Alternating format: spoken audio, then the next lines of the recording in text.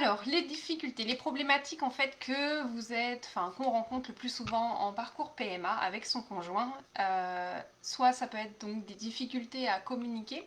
Alors, ça peut venir de plein de situations différentes. Le conjoint peut se désintéresser du parcours, il peut paraître ou peut être peu présent, peu impliqué dans les étapes du parcours de PMA. Vous pouvez, vous, en tant que femme, vous sentir incomprise par votre partenaire. Il peut aussi vous faire des remarques du type vous ne parlez que de ça, vous ne pensez qu'à ça, tu ne penses qu'à ça, tu ne parles que de ça, il n'y a que ça qui compte. Il a du mal à vous comprendre. Ça peut aussi se voir sur le fait que les difficultés et les échecs répétés au fur et à mesure successifs qui s'accumulent vous éloignent petit à petit. Donc plus en fait les échecs ou les difficultés arrivent pendant le parcours de PMA et plus en fait vous avez l'impression qu'il y a de la distance qui se met entre vous. Vous pouvez avoir des disputes aussi. Le fait aussi que vous ayez envie de pas faire ci, de pas faire ça, que vous n'avez pas envie de sortir, vous n'avez pas envie forcément d'aller voir des amis ou de la famille parce que vous craignez les remarques ou les attitudes de vos proches et que lui n'a pas cette vision-là forcément. Ça peut être complètement l'absence totale de communication, c'est-à-dire que limite vous ne communiquez plus. N'hésitez pas à me dire en commentaire les situations qui vous parlent. Ou alors ça peut être les deux en alternance, c'est-à-dire et des disputes et des périodes où en fait vous ne vous parlez plus du tout. Donc ça c'est le constat. Parce qu'on a beau faire le parcours de PMA en couple, on a beau être deux à la base, hein, entre l'homme et la femme, il faut être un couple pour arriver à faire ce parcours en PMA, enfin souvent. Il y a aussi des femmes seules qui le font, mais là je parle vraiment de la problématique de couple. Et on se rend bien compte que l'homme et la femme ne vivent absolument pas la même chose. Le quotidien est totalement différent. C'est-à-dire qu'en tant que femme, vous avez on a une multitude, enfin c'était mon cas aussi, hein, j'avais une multitude de rendez-vous. Rendez-vous contrôle gynéco, récupérer les ordonnances, aller à la pharmacie, vérifier le stock de médicaments, est-ce que j'ai bien les ovules de progestérone, est-ce que j'ai bien le médicament pour faire l'injection pour déclencher l'ovulation. Ensuite, il y a tout ce qui était gestion des piqûres. Je ne sais pas si vous les faites vous-même, mais moi j'en étais absolument incapable, donc je faisais appel à des infirmières qui venaient à mon domicile ou je me déplaçais directement dans des cabinets. Ensuite, il y avait le rendez-vous de contrôle pour gérer le déclenchement de l'ovulation avec la gynéco pour faire l'échographie, vérifier que tout était bien développé, etc. Et ensuite, on continue avec le rendez-vous à l'hôpital ou à la clinique pour faire la ponction ou le transfert. Et enfin, le rendez-vous au laboratoire pour faire la prise de sang. Donc on est tout le temps en train de consulter notre agenda, calculer les jours de notre cycle, etc. Pour l'homme, en général, une fois que tout le processus, on va dire, de diagnostic de PMA est passé, lui, il a juste le recueil de sperme à faire. Il n'y a pas tous ces rendez-vous-là. Donc on voit bien qu'au niveau de la balance entre le couple, il y a un gros écart entre l'homme qui qui fait le recueil du sperme et la femme qui doit gérer tous ces rendez-vous et en fait être tout le temps plongé, on est tout le temps plongé dans notre agenda, à compter les jours, à savoir si le rendez-vous est bien pris, est-ce que j'ai pas oublié ci, est-ce que j'ai bien les médicaments, etc. Donc c'est vraiment pas du tout la même charge mentale pour l'homme et pour la femme. Et donc ça explique l'écart en fait. Déjà de quotidien, on vit absolument pas la même chose. Et donc, d'un certain point de vue, c'est normal qu'ils ne comprennent pas ce que vous vivez, puisque vous ne vivez pas du tout le même quotidien. Vous ne vivez pas du tout la même charge mentale. Donc ça explique aussi. Il ne peut pas se rendre compte en fait de ce que vous vivez. Il ne se rend pas compte, parce qu'il ne le vit pas, il n'est pas dans votre tête. Alors autant pour vous c'est impossible de ne pas y penser en fait. En tant que femme c'est impossible en fait de juste couper et de ne pas y penser puisqu'on est tout le temps obligé de compter. On est obligé de compter les jours du cycle, de calculer les rendez-vous, de vérifier le stock de médicaments, enfin on a toujours la tête plongée là-dedans. Et pour lui en fait c'est impossible de se rendre compte que vous y pensez tout le temps, de la réalité en fait, de ce que ça représente pour vous. Donc il y a un gros écart à ce niveau-là déjà. Et je pense que faut pas hésiter à le partager ça en fait. que du coup vous êtes tout le temps en train de compter, etc. S'il s'en rend pas compte, ça peut être important de le rappeler. Et puis il faut bien se dire qu'en fait tout n'est jamais tout blanc ou tout noir. Il peut avoir des comportements qui vous agacent énormément et puis inversement. Vous pouvez aussi l'agacer par vos comportements et en fait personne n'a jamais à 100% tort et personne n'a jamais à 100% raison. Et donc pendant ce moment difficile, des fois voilà, il y a des moments difficiles dans le couple, quand on est en parcours de PMA, il y a certaines phases qui sont compliquées. Donc de toute façon c'est l'ascenseur émotionnel pendant toute la durée de la PMA, et dans le couple, au niveau du relationnel dans le couple, c'est aussi comme ça. Et en fait, un des points, la première clé que je veux vous partager ce soir, c'est de se rappeler qu'à la base, il y a de l'amour entre vous. Si vous en êtes là, si aujourd'hui vous voulez un enfant ensemble, que vous êtes dans le parcours de PMA, c'est que vraiment vous avez ce souhait à deux de fonder une famille ou d'agrandir la famille, suivant votre situation. Et que, pour moi, à mon sens, avoir un enfant avec quelqu'un, avec votre partenaire, avec votre conjoint, c'est en fait matérialiser, concrétiser en fait cet amour qu'il y a entre vous deux, l'amour que vous portez, que vous lui portez et qu'il vous porte. Et c'est un geste fort d'amour de faire un enfant ensemble. Et dans les moments difficiles, c'est bien de se le rappeler en fait. Juste de se rappeler qu'à la base, c'est quand même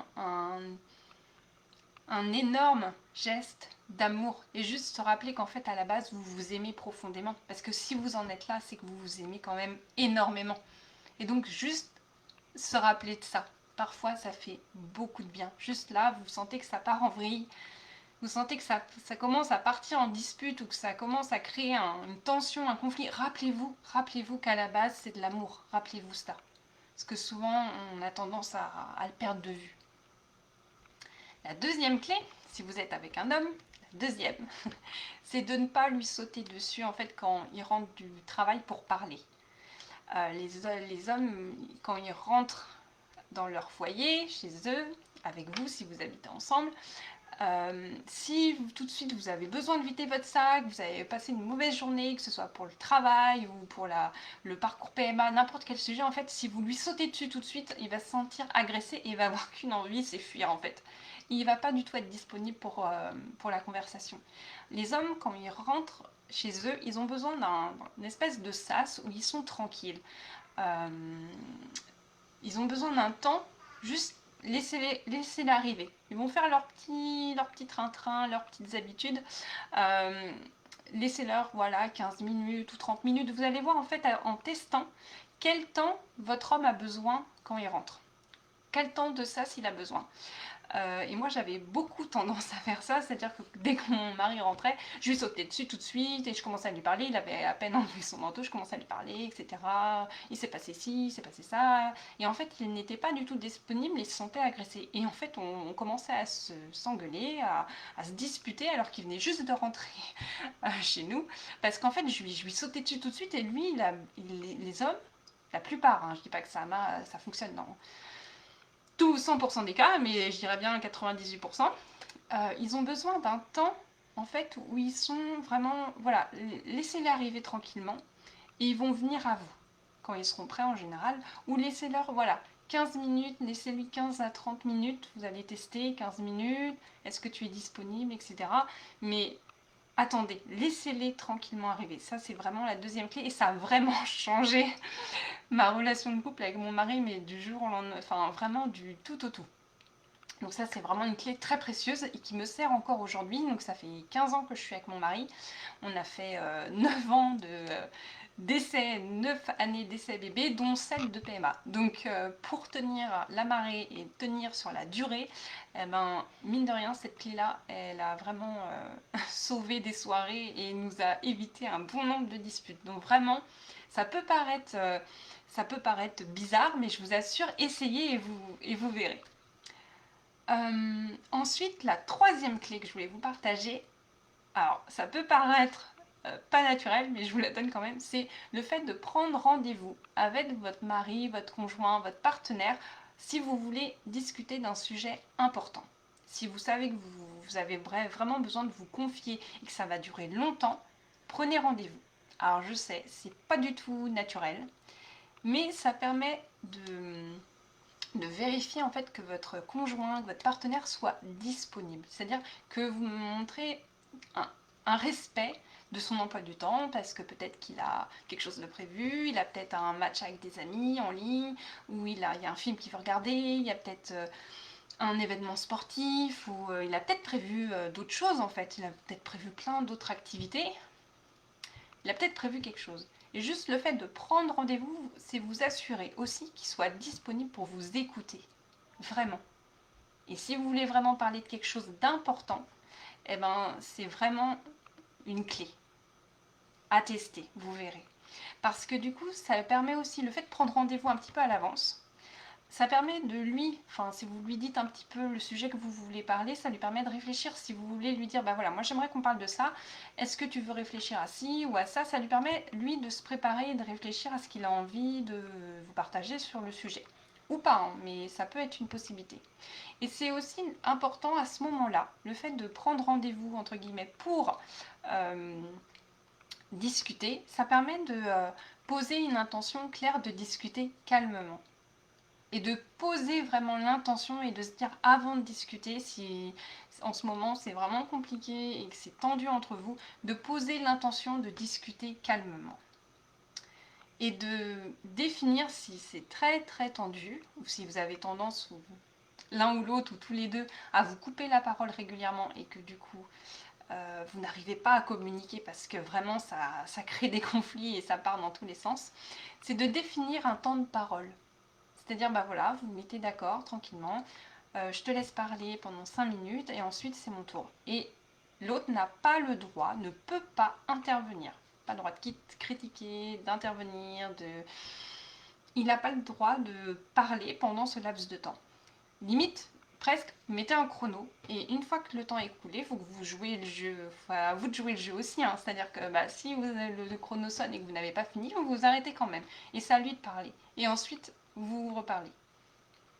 Et rien que le fait de ça, ça oblige l'autre à s'écouter et vous-même à l'écouter sans surréagir et surtout essayer de respirer. Ne le prenez pas forcément pour vous et faites attention de ne pas dire tu fais pas ci, tu fais pas ça. Dites plutôt le je.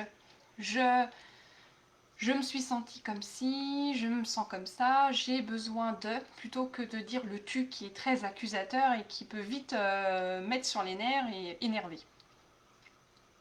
Et ça permet aussi voilà, de s'écouter attentivement. C'est ce que je voulais vous dire. Voilà. Je vais voir si vous avez des questions. Voilà, donc je n'ai pas de questions. Et bien, si jamais vous avez des questions, n'hésitez pas à les noter en commentaire. Je me ferai un plaisir d'y répondre demain ou ce week-end si vous les postez un petit peu plus tard.